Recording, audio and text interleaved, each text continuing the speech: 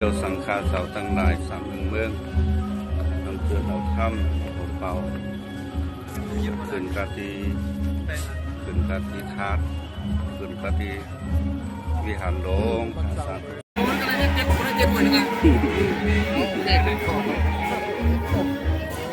วันนี้สถาทั้งหลายขึ้นมาแล้วนะ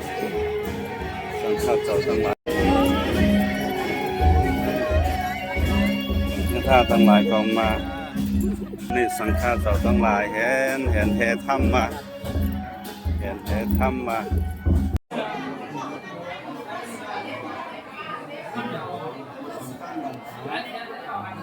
สังตั้ง